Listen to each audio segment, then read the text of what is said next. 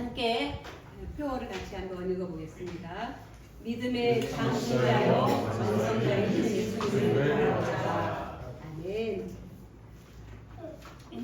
오늘 우리가 읽은 본문 말씀은 시편입니다. 우리가 지난 시간까지 에베소서를 같이 말씀을 나누면서 하나님께서 허물과 죄로 죽었던 우리를 살리시고 하나님과 우리가 맡겼던 담을 허무셔서 하나님과 화목하게 하셨고 예수 그리스도를 머리로 하고 우리 모든 교우들을 하나의 지체로 만들어서 온 우주에 하나의 교회를 만드시려는 하나님의 계획이 이루어졌습니다.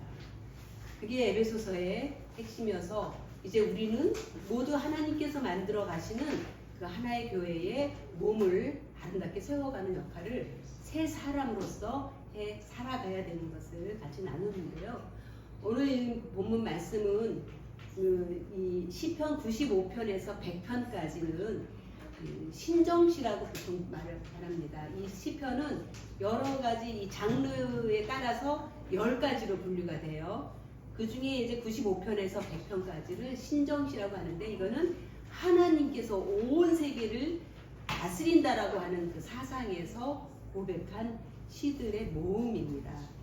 그래서 절대 주권자이신 하나님께서 창조주와 구속자로서 이 세상에서 구원의 역사를 우주와 역사 속에서 어떻게 베푸셨는지 그 계획과 섭리에 대해서 하나님이 다스리신다는 그 정신과 사상을 가지고 고백한 시들의 모임입니다.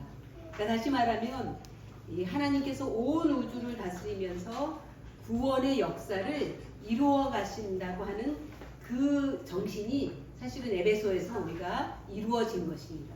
예수 그리스도를 통해서 이게 이루어졌다는 의미입니다. 그래서 오늘은 하나님께서 세상을 다스리시는데 그 하나님이 어떤 분이신지 그리고 그 하나님의 다스림을 받는 우리는 그 하나님을 어떻게 섬겨야 되는지에 대해서 함께 나누어 보려고 합니다. 왜냐하면 그 안에 하나님의 그 구원 계획에 따라서 창세 전에 구원하시려고 했던 우리의 구원이 이미 이루어졌잖아요. 그런 구원받은 백성이 이제 어떻게 살아가야 되는지를 이 말씀 속에서 함께 나누어 보려고 합니다. 이 시편 그 95편에서 10편까지는 신정시라고 하기 때문에 하나님께서 다스린다라고 하는 이 전제 아래 우리는 그 하나님을 향하여 높이 그분을 찬양하고 노래하고 그분이 하신 일을 선포하고 그분이 하신 일을 모두에게 전하는 그 우리의 입을 열어서 하나님을 향하여 크게 외치라고 하는 그 내용들이 이 신정시 안에 다 들어있습니다. 그래서 오늘 제목은 나의 입을 열어서 크게 외치자. 그런데 이 시편 26편의 배경을 보면 이 본문이 어디에 나오냐면 역대상 16장이 나옵니다. 그것은 이제 오벳에돔의 집에 머물던 하나님의 법궤가 이제 예루살렘 성으로 옮겨지게 됩니다. 그래서 예루살렘 성에 옮겨지면서 그 법궤를 맞이하는 이 다윗이 아삽과 그의 자손들에게 찬양을 하도록 권면을 했습니다. 그때 부른 찬양이 바로 이 찬양입니다. 다시 말하면 하나님이 이제 이 언약궤는 이 법궤는 하나님의 임재를 뜻합니다. 그리고 그 언약궤가 있는 곳에 하나님의 다스림이 있다고 다윗은 믿었습니다. 그래서 이제 이 하나님의 언약궤가 예루살렘에 들어왔을 때 이제 이 하나님이 우리 가운데 임재하며 우리 나라를 다스리며 이 하나님의 다스림이 온 세상에까지 다 퍼질 것이라고 하는 예언과 찬양을 드린 시입니다. 그래서 여기 보면 온 땅이 여호와께 노래하며 그의 구원을 날마다 선포하죠. 그의 구원을 날마다 선포하죠. 그의 영광을 모든 민족 중에 그의 기이한 행적을 만민 중에 선포하죠. 여러분, 이 당시에 다윗은 이스라엘의 왕이고 하나님의 나라를 다스리는 하나님이 세우신 왕이었습니다. 그리고 이스라엘 백성들에게 있는 이 사상은 우리는 우리 민족만이 하나님으로부터 선택받은 선민이다. 특별한 하나님의 백성이라고 하는 그 자부심과 믿음이 굉장히 강하게 있었던 그때입니다. 그런데 그 이스라엘의 왕이 고백하였어요. 그의 영광을 모든 민족 중에, 그의 기이한 구원을, 행적을 만민 중에 선포하죠. 이제는 이 하나님의 다스림이 우리 민족만이 아니라 세상을 향해서 다스려질 것이고 세상을 향해서 구원이 이루어질 것이라고 하는 찬양입니다. 그 찬양의 결과가 누구죠? 바로 우리들입니다. 이 찬양으로 인해서, 이 고백으로 인해서, 이 예언으로 인해서 하나님이 예수 그리스도를 통해서 그 모든 민족 중에 한 사람, 만민 중에 한 사람인 우리에게 구원이 왔다는 것입니다.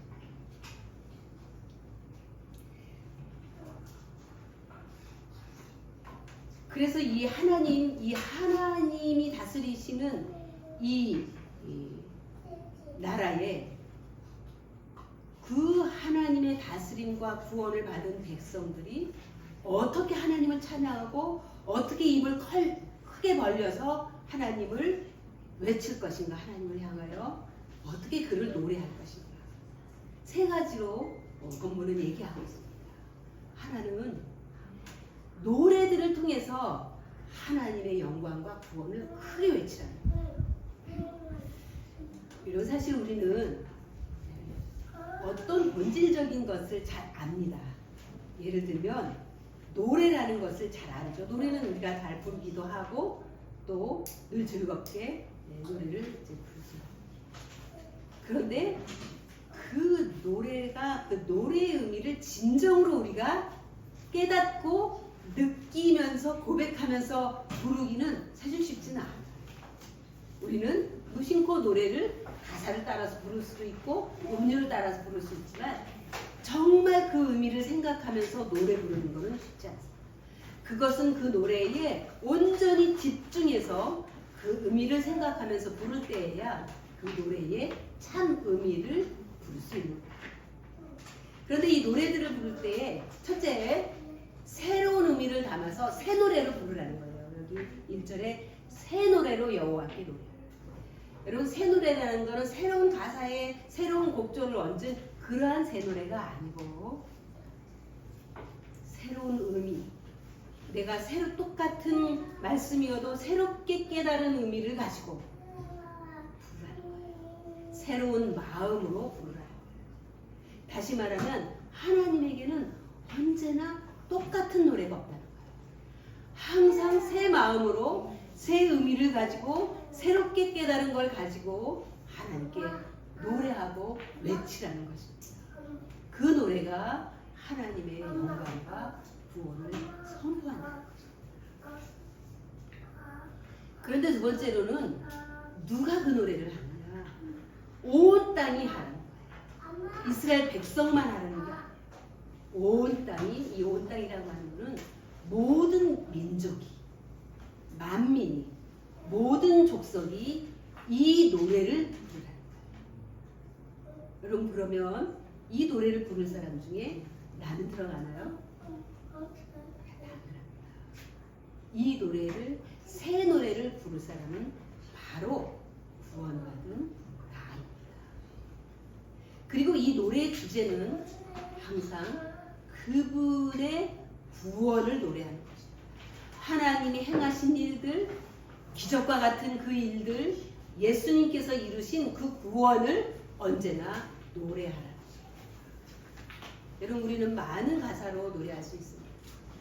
그러나 그 가사 가운데 항상 그 기반에, 그 근저에 깔려야 되는 것은 나에게 구원을 베푸신 그 하나님께 감사와 영광을 돌리는 그 내용이 내가 부르는 새 노래에 항상 있어야 된다. 여러분, 그러면 내가 무심코 노래를 부를 수 없는 거예요. 그래서 하나님을 찬양하는 노래는 항상 그 구원을 기억하면서 이거는 하나님의 우리에게 권면하시는 권면이기도 하고 명령이기도 합니다. 그리고 마땅한 우리의 의무이기도 합니다. 그리고 이 노래는 여기 보면 날마다 2절에 그의 구원을 날마다 전파해 끊임없이 불러줘야 되는 노래라는 거예요. 그렇게 보면 여러분 우리가 찬양하는 삶, 주님을 노래하는 이 삶이 우리에게 습관이 되어야 되고 삶의 일상이 되어야 되고 내 중심에 항상 그 노래의 가사가 있어야 되는 거죠. 그래서 이제 우리가 무의식적으로 노래 부르지 말자, 찬양하지 말자. 항상 찬양을 할 때는 그 가사를 보면서 그 가사를 묵상하면서 주님 이게 나의 고백입니다. 주님은 나에게 이러한 구원을 주셨습니다. 감사합니다 하는 그 마음을 항상 노래에 담아서 드릴 때에 하나님의 영광이 드러난다. 하나님의 권능이 드러난다는 것입니다. 두 번째로는 설교 말씀을 통해서 외치라는 것입니다. 그래서 여기 3절에 보면 그의 영광을 백성들 가운데 그의 기이한 행적을 만민 가운데에 선포하죠. 그리스도에 의한 구원, 예수님에 의한 구원, 그리고 그분이 십자가에 돌아가시면서 죽은 우리를 살리신 그 기이한 하나님의 아들이 이 땅에 죄인으로 오셔서 죄인을 위해서 오셔서 죄인들을 위해서 십자가에 죽으시면서 우리에게 주신 그 구원을 주신 그 하나님의 영광을 선포하고 그 영광을 외치라는 것입니다. 그리고 이거는 단순히 설교자만 하는 것은 아닙니다. 우리는 어디에서든지 아까 얘기했잖아요. 날마다 끊임없이 어디에서든지 우리는 선포하고 전파해야 되는데 내가 있는 삶의 현장에서 그 일을 해야 됩니다. 구원이 이방인들 곧 만민 가운데 전파된다는 것을 외치라는 거예요.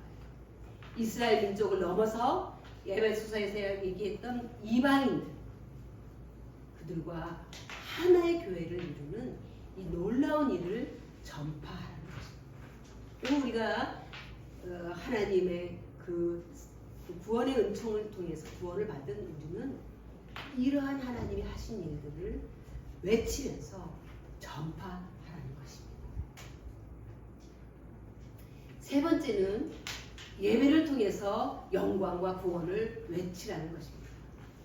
여러분 이 예배는 주일에 드리는 이 거룩한 공 예배가 있습니다. 그러나 이 예배는 우리의 삶 속에 언제나 드려져야 되는 산 예배로 드려야 되는 게 우리 구원받은 자의 삶입니다. 그게 일상입니다. 여러분 우리가 이러한 것들이 우리의 삶 안에서 우리의 심령 안에서 우리의 영혼 안에서 또 우리의 몸 안에서 살아날 수 있기를 바랍니다. 그래서 만민은 여호와께 예배를 드려야 돼요. 모든 사람은 여호와께 예배를 드려야 됩니다. 왜냐하면 모든 사람을 위해서 하나님은 아들을 통해 구원을 이루셨기 때문입니다. 그래서 모든 사람이 예배 드릴 수 있도록 우리가 그들에게 구원의 소식을 전해야 되고 그들이 예배의 자리에 나오게 해야 됩니다. 또한 두 번째는 만민은 영원한 주이신 하나님께 합당한 예우를 올려드려야 됩니다. 저는 이걸 굉장히 중요하다고 생각합니다. 하나님은 거룩하십니다. 하나님은 전능하신 우리의 창조주이신 하나님이신데 그리고 그분은 영원한 우리의 주인이신데 그분에게 우리의 주인이신 주인답게 예우를 해야 된다는 거죠. 여러분 우리가 만약에 제가 이제 우리 학생들을 보면 저희를 굉장히 어려워하는 게 있어요. 그는 이제 저희들에 대한 예우라고 생각을 해요. 또 우리가 존경하는 누가 있으면 굉장히 예우를 갖추면서 존중의 표현을 하게 되어 있습니다. 왜냐하면 내가 그분이 어떤 분인지 알고 그분과의 관계를 알기 때문에 자연스럽게 그런 예우의 행동을 하게 됩니다. 맞죠? 제가 이렇게 보면 우리 이 사도지사님 또 연수지사님 이국 선생님 항상 선생님에 대한 그 깍듯한 예우를 저희는 봅니다. 그건 자연스럽게 선생님과 제자 사이에 그 받은 사랑과 그 은혜와 그분의 삶을 존중하기 때문에 마땅하게 드리는 예우. 그렇다면 우리는 하나님께 어떠한 합당한 예우를 드리는 삶을 살아야 해요. 모든 영광과 권능이 아버지께 그것을 베푸시는 또 그것을 마땅히 받으실 만한 그 하나님께 내가 마땅한 자세로 마땅한 마음으로 내가 그분을 존중해드리고 영광을 돌리고 세 번째도 같은 맥락입니다. 우리는 여호와의 이름에 합당한 영광을 그에게 올려드립니다. 사실은 주님은 참 겸손하신 분이십니다. 예수님은 하나님의 아들로 이 땅에 오셨을 때 십자가를 지시고 겟세마네 동산에 올라가시면서 채찍에 맞으시고 수많은 사람들의 조롱과 비난과 멸시를 받으시면서 그 길을 올라가셨어요. 그런데 그분은 하나님이십니다. 하나님이시면서 그 모든 수모와 고통을 다 지고 가셨어요. 그러나 그분은 그렇게 대우받으실 분이 아니시죠. 그분의 십자가의 보혈로 구원받은 우리가 그분을 그렇게 대우해야지 않아야 될 뿐입니다.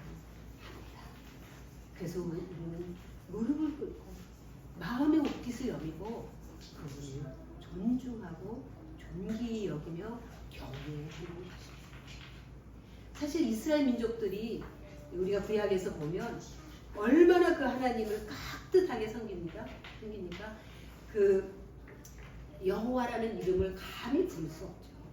그래서 아도나이라고 하는 주님이라고 하는 말을 모음도 빼고 자음만 써서 불렀습니다.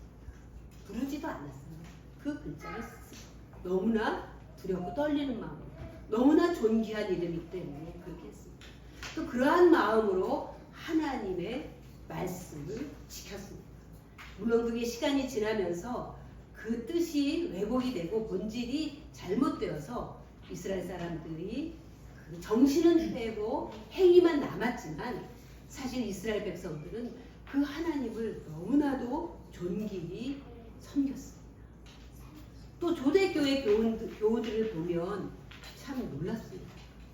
그분들은 정말 그 예수 그리스도 그분의 이름을 존귀히 여기고 그분의 이름을 끝까지 섬기기 위해서 그들은 예수님을 배신하지 않았습니다.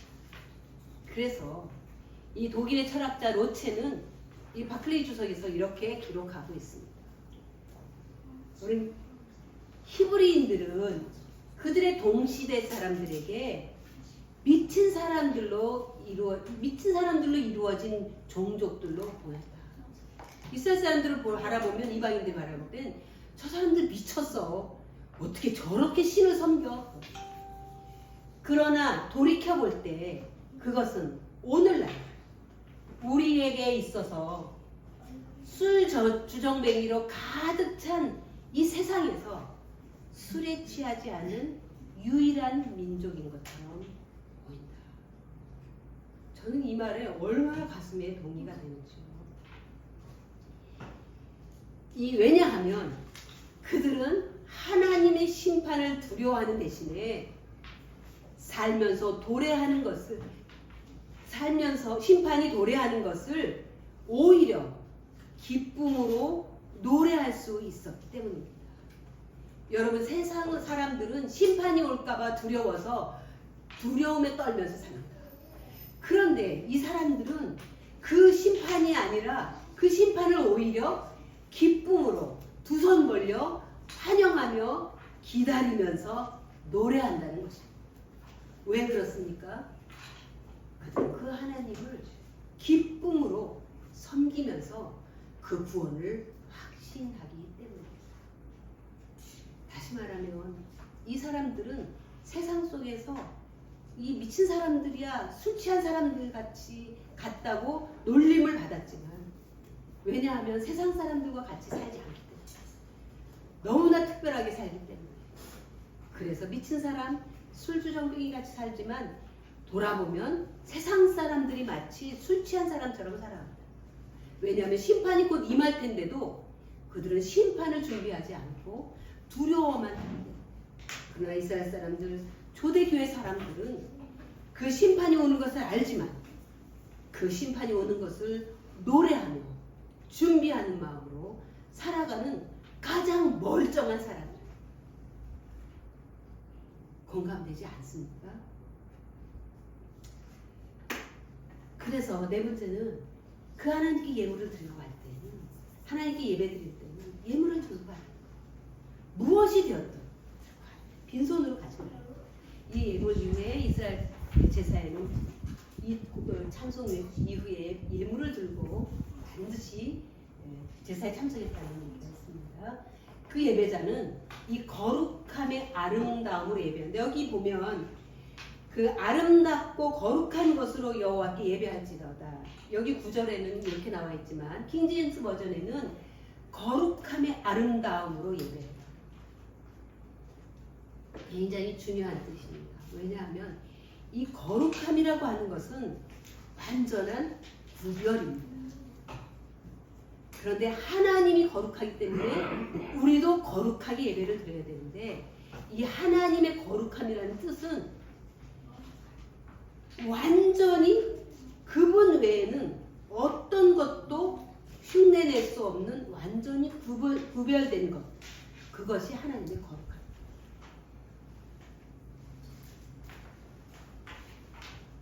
그래서 다른 것들이 섞일 수가 없어요. 세상의 것이 섞일 수가 없어요. 완전히 하나님다운 것, 하나님에게 맞는 것, 하나님에게만 속한 것으로 드려야 되는데 그거는 가장 아름다운 거예요. 가장 고결하다는 것입니다. 그것을 거룩하다고 표현해요. 그러면 우리가 하나님께 거룩하게 하나님께 예배를 드린다는 건 뭐냐? 이거는 우리가 그 거룩하신 하나님께 우리가 속해 있다는 것입니다. 하리아 소속이 되어 있다는 것. 거룩한 자에게 소속이 되어 있기 때문에 우리는 거룩한 것입니다. 내가 거룩해서 거룩한 게 아니고 거룩하신 하나님의 소유, 핏값으로 사신 그의 소유물이기 때문에 우리는 거룩하다는 것입니다. 우리의 그의 예수님의 십자가의 보혈 안에 있는 한 우리는 그 거룩함을 잃어버리지 않습니다. 그래서 그에게 속한 자로 두 마음 품지 않고 한 마음으로 하나님을 예배하는 거예요. 그게 거룩함의 아름다움으로 예배드린다. 그렇게 말하고 있습니다. 그리고 예배자는 마지막 온 세상을 심판하실 그 하나님께 경건한 두려움으로 예배드려야 한다는 것입니다. 10절에 보면 모든 나라 가운데 이르기를 여호와께서 다스리시니 세계가 굳게 서고 흔들리지 않으리라. 그가 만민을 공평하게 심판하시리라. 세상을 공평하게 심판하실 그 하나님께 두렵고 떨리는 마음으로 이렇게 예배를 통해서 하나님의 영광과 구원을 우리는 외치고 선포할 수 있습니다. 우리가 이렇게 마땅히 외쳐야 할 하나님의 위대하심은 무엇입니까? 왜 우리는 이 하나님께 소리 높여 외쳐야 됩니까? 그것은 하나님의 위대하심입니다.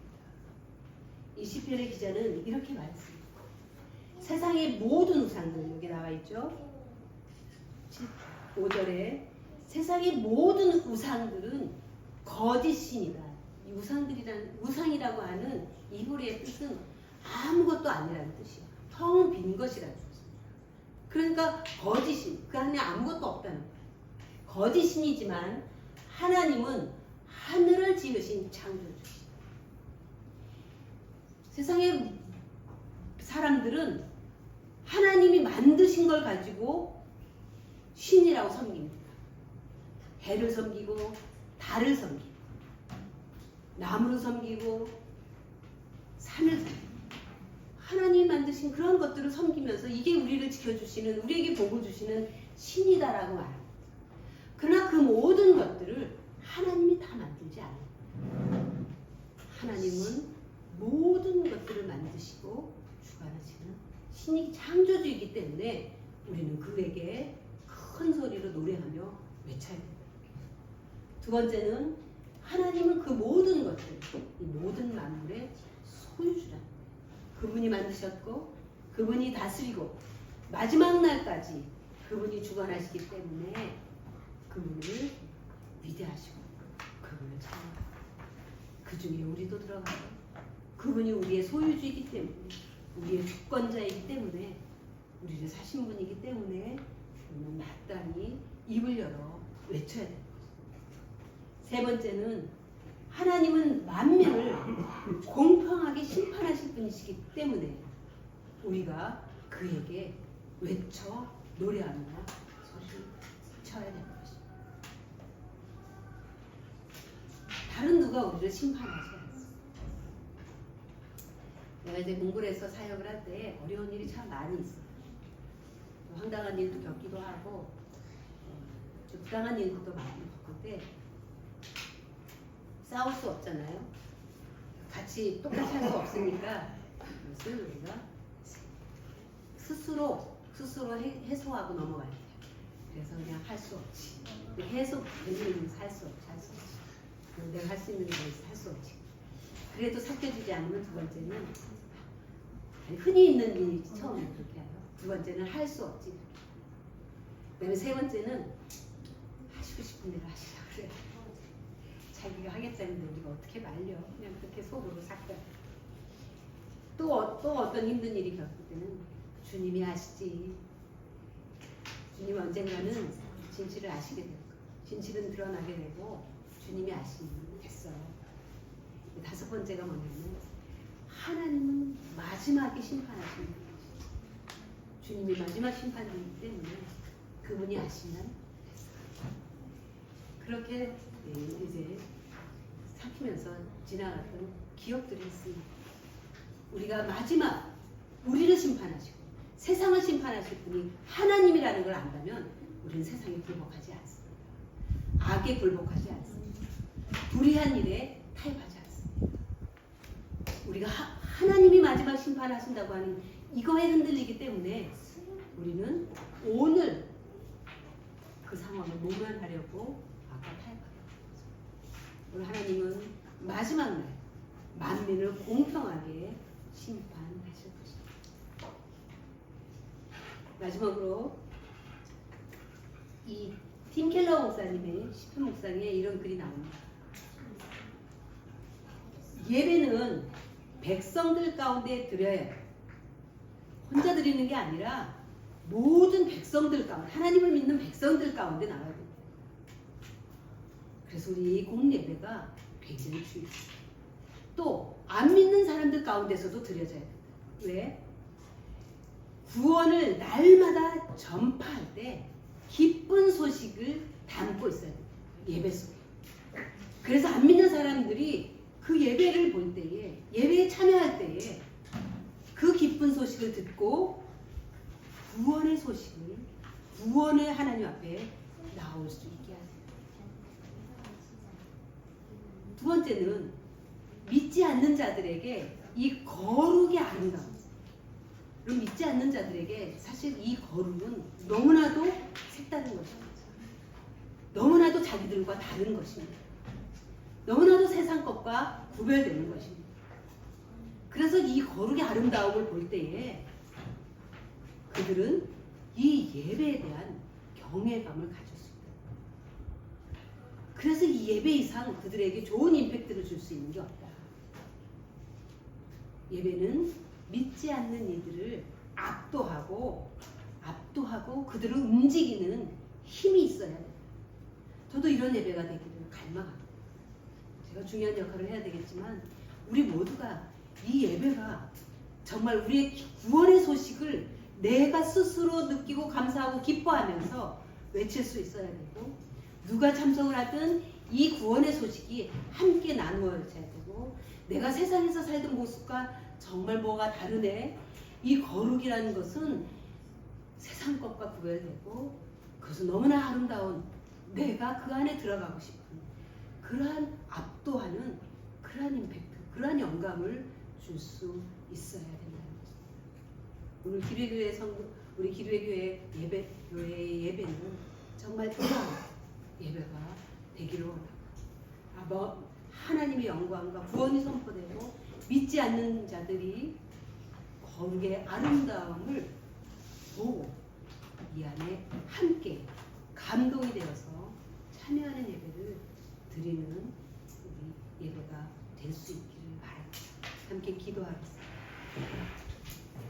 주님, 우리를 구원하신 하나님께 감사와 찬송과 영광을 드립니다. 주님, 우리 이런 고백이 너무 식상한 습관적인 고백이 되지 않기를 원합니다. 정말 구원에 대한 감격이 있게 하여 주시고, 이 노래를 통한 그 감격이 의미를 담아 입으로 고백이 되어지게 하여 주시고, 내 삶에서 날마다 구원의 기쁨을 전파하는 우리의 삶이 되게 하여 주옵소서. 주 예수님의 이름으로 기도드립니다. 아멘.